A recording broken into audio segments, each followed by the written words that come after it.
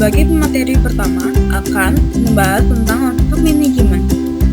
Sistem manajemen pengetahuan dan kolaborasi merupakan bidang investasi korporat dan pemerintah yang paling cepat berkembang. Dasar terakhir telah menunjukkan pertumbuhan eksplosif dalam penelitian pengetahuan dan manajemen pengetahuan di bidang ekonomi, manajemen, dan sistem informasi. Manajemen pengetahuan telah menjadi tema penting di banyak perusahaan bisnis besar, karena para manajer menyadari bahwa sebagian besar nilai perusahaan mereka bergantung pada kemampuan perusahaan untuk menciptakan dan mengelola pengetahuan. Studi telah menemukan bahwa sebagian besar nilai pasar saham perusahaan terkait dengan aset tak berwujudnya, di mana pengetahuan merupakan salah satu komponen penting, bersama dengan merek, reputasi, dan proses bisnis yang unik.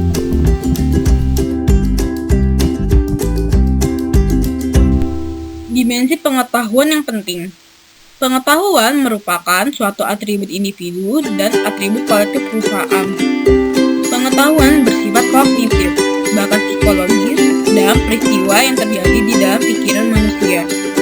Hal ini juga disimpan di perpustakaan maupun catatan, lalu dibagikan dalam perkuliahan, dan disimpan oleh perusahaan dalam bentuk proses bisnis dan kecakapan karyawan. Pengetahuan yang berada di dalam pikiran karyawan yang belum didokumentasikan disebut pengetahuan tersirat, sedangkan pengetahuan yang telah didokumentasikan disebut pengetahuan eksplisit. Pengetahuan dapat tersimpan dalam bentuk email, pesan suara, grafis, dan dokumen tidak terstruktur serta dokumen terstruktur. Pengetahuan umumnya diyakini memiliki lokasi baik dalam pikiran manusia ataupun dalam proses bisnis yang spesifik.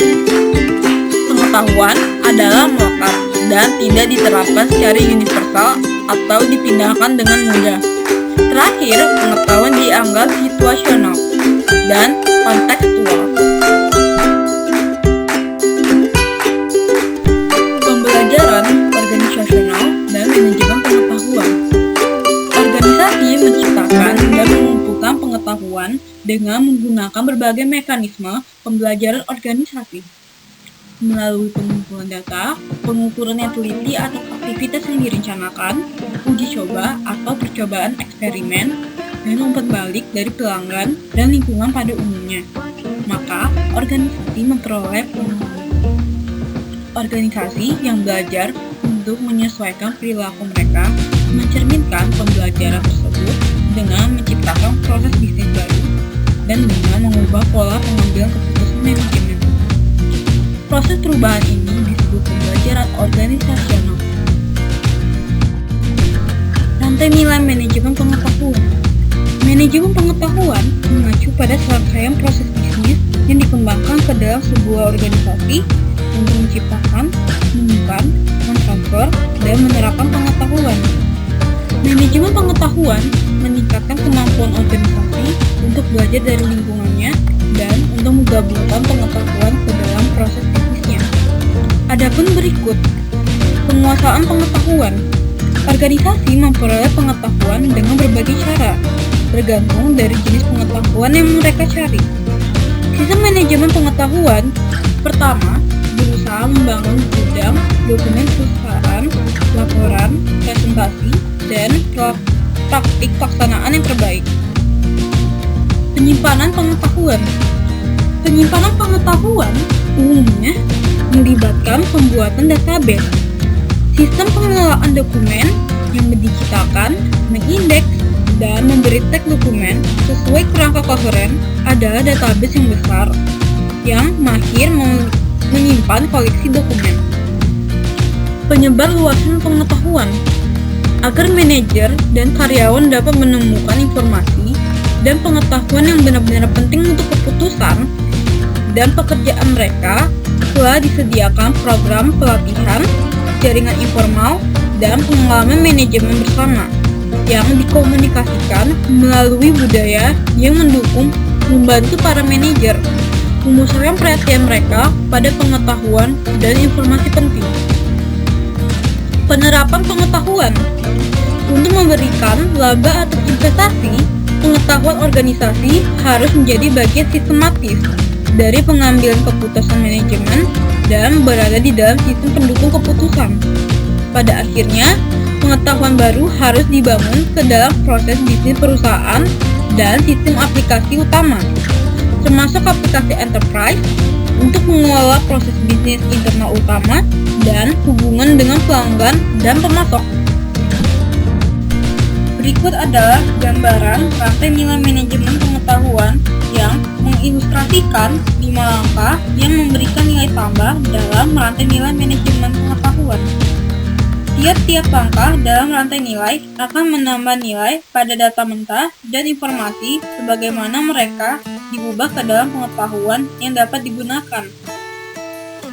Dalam ilustrasi ini, aktivitas sistem informasi dipisahkan dari manajemen dan aktivitas organisasional yang terkait dengan aktivitas sistem informasi pada bagian atas grafik, serta aktivitas organisasional dan manajemen di bagian bawah.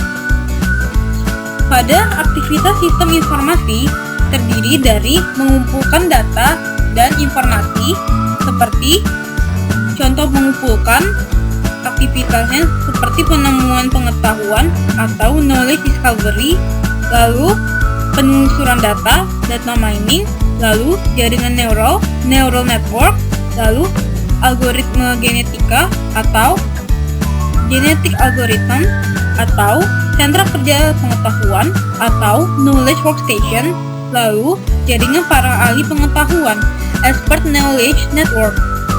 Lalu pada kegiatan menyimpan seperti sistem manajemen konten atau dokumen manajemen sistem, lalu database pengetahuan atau knowledge database, lalu pengetahuan sistem ahli, lalu expert system.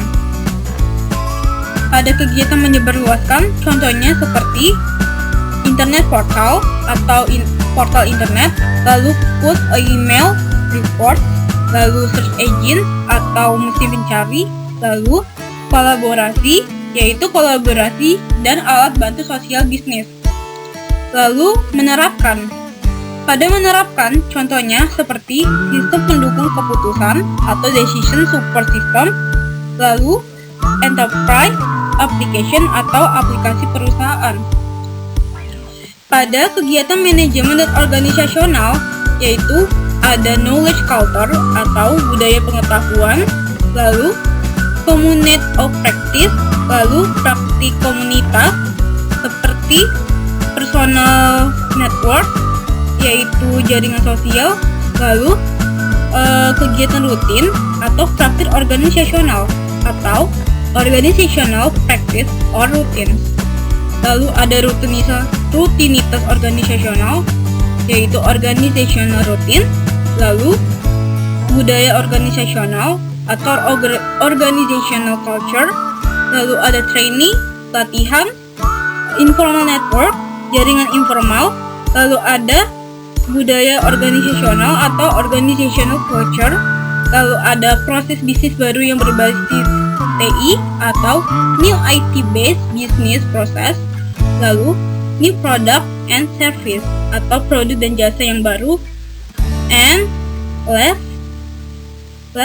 is new market, yaitu pasar yang baru. Kedua kegiatan ini saling berkaitan atau berumpan balik. Manajemen pengetahuan di masa kini melibatkan kegiatan sistem informasi dan sejumlah kegiatan manajemen dan organisasional yang membuatnya menjadi mungkin. Membangun model organisasi dan manajemen, kolaborasi, komunitas praktek, dan lingkungan kantor. Para manajer dapat membantu dengan mengembangkan peran dan tanggung jawab organisasi baru untuk mengakuisisi pengetahuan, termasuk di dalamnya adalah menciptakan posisi-posisi baru seperti direktur eksekutif manajemen pengetahuan, staf yang ditugaskan untuk membantu manajer pengetahuan, dan membentuk komunikasi praktik. Komunikasi praktik atau Community of Practice or COP adalah jaringan sosial informal yang terdiri atas para profesional dan karyawan baik di dalam dan di luar perusahaan yang memiliki kegiatan dan minat terkait pekerjaan serupa. Kegiatan komunitas ini meliputi pendidikan, perorangan, atau kelompok. konferensi, buletin online, serta setiap harinya saling berbagi pengalaman dan teknik untuk memecahkan masalah pekerjaan tertentu. Tipe sistem manajemen pengetahuan. Yang pertama, sistem manajemen pengetahuan menyeluruh atau Enterprise Wide Knowledge Management System adalah upaya general-wide untuk mengumpulkan, menyimpan, mendistribusikan, dan menerapkan konten dan pengetahuan digital. Sistem ini mencakup kemampuan untuk mencari informasi, menyimpan data terstruktur dan tidak terstruktur, dan menemukan keahlian karyawan di dalam perusahaan.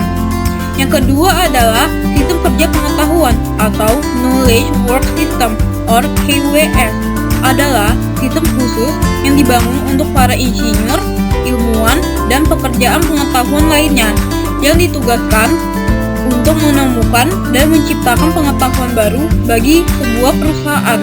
Dan yang terakhir yaitu manajemen pengetahuan juga mencakup beragam jenis teknik cerdas, intelijen teknik seperti data mining, sistem pakar, jaringan syaraf tiruan, logika fuzi, algoritma genetika, dan agen cerdas. Teknik ini memiliki tujuan yang berbeda, mulai dari fokus menemukan pengetahuan atau data mining dan jaringan syaraf tiruan untuk menyaring pengetahuan dalam bentuk aturan untuk program komputer, yaitu sistem pakar dan logika fuzi, dan untuk menemukan solusi optimal untuk masalah, yaitu seperti algoritma genetika.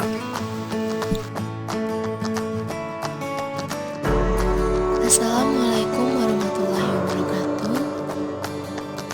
Perkenalkan, nama saya Putri Haulul Aini dengan NPM C1C0181883 sebagai pemateri kedua.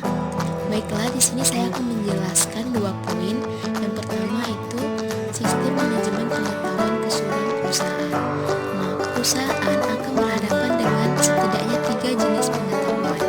Beberapa pengetahuan yang ada di dalam perusahaan dalam bentuk dokumen teks yang terstruktur atau laporan dan presentasi.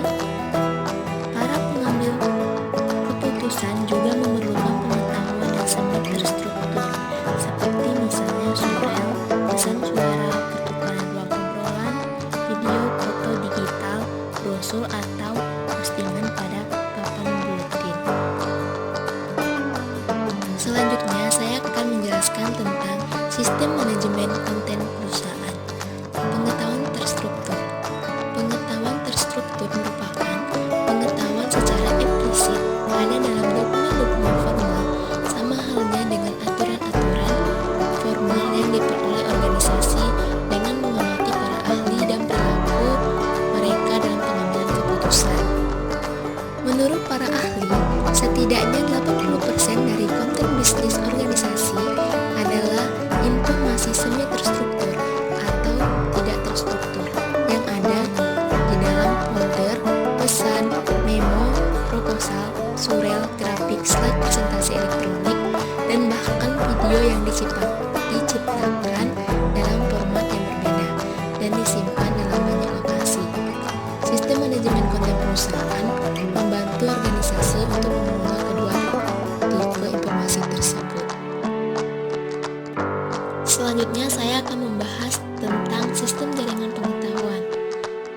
Nah, sistem jaringan pengetahuan ini membahas mengenai permasalahan yang timbul ketika pengetahuan yang tepat tidak dalam bentuk dokumen digital, tetapi sebagai gantinya berada dalam memori para ahli individual dalam perusahaan. Kolaborasi dan alat bantu sosial, serta sistem manajemen pembelajaran untuk sumber daya pengetahuan di luar perusahaan, social bookmarking mempermudah untuk mencari dan berbagi informasi dengan memungkinkan bagi para penggunanya untuk menyelamatkan bookmark mereka pada web di situs BB publik dan menandai bookmark tersebut dengan kata kunci. Selanjutnya, saya akan membahas poin berikutnya, yaitu tentang sistem kerja pengetahuan. Dalam perusahaan juga memiliki sistem yang dikhususkan bagi pekerjaan pengetahuan untuk membantu mereka dalam menciptakan pengetahuan memastikan bahwa pengetahuan tersebut terintegrasi dengan tepat ke dalam bisnis. Pekerja pengetahuan dan kerja pengetahuan.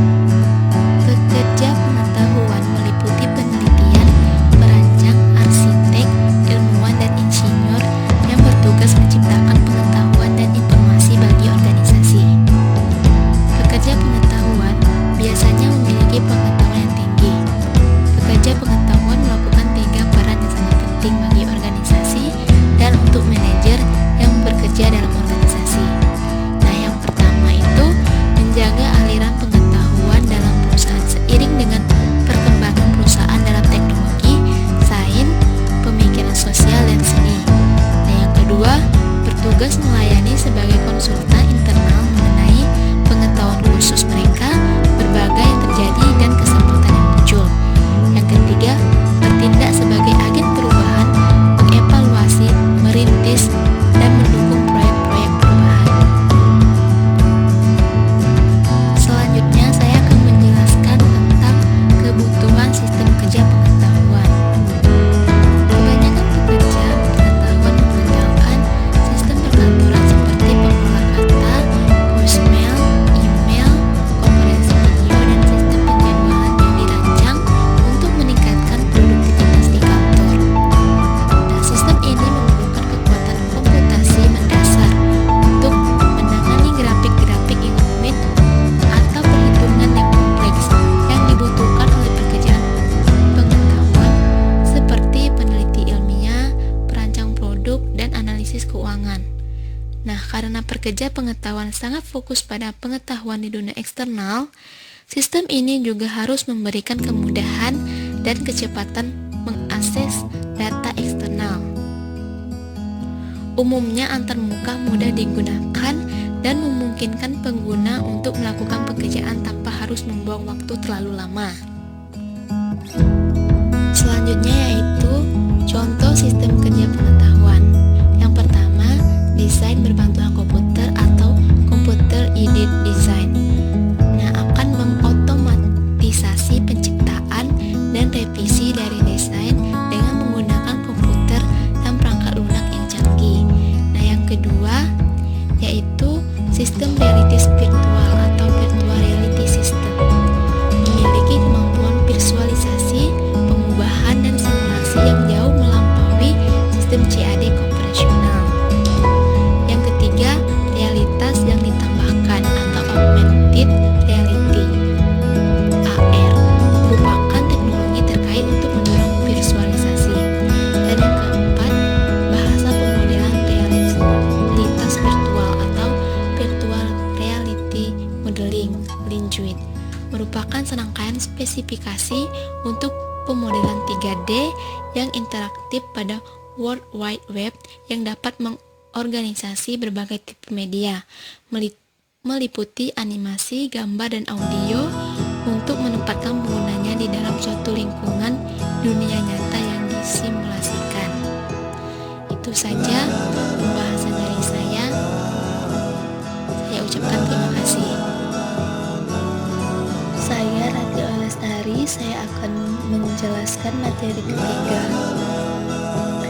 Teknik kecerdasan artifisial dan teknologi database menyediakan sejumlah teknik kecerdasan yang dapat digunakan organisasi untuk memperoleh pengetahuan dari individual dan kolektif, serta untuk memperluas dasar pengetahuan mereka.